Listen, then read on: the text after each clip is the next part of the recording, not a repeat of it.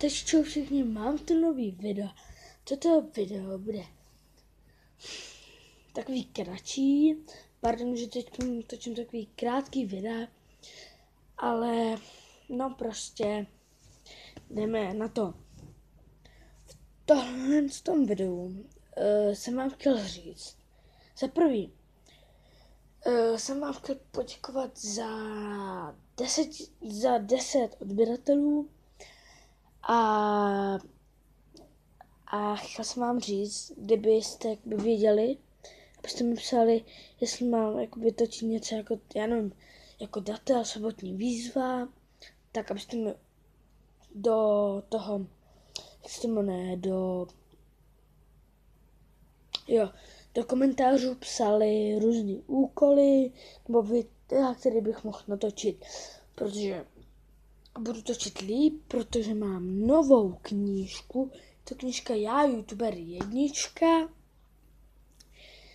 takže budu mít lepší a lepší videa, tady za tu nohu, takže budu mít lepší a lepší videa, jak už jsem říkal, a no,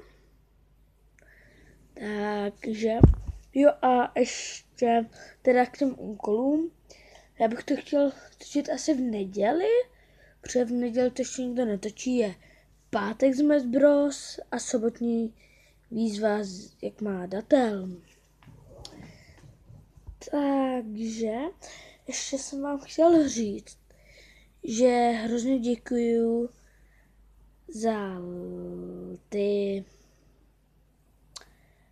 ty lajky u toho videa s mamkou. Tam je, myslím, že nejvíc lajků, nevím teďkom přesně. No, ale prostě to. A budu někdy točit možná i s tačkou, s Járou nebo s Janou, možná i s bratrem, nebo s kámošema.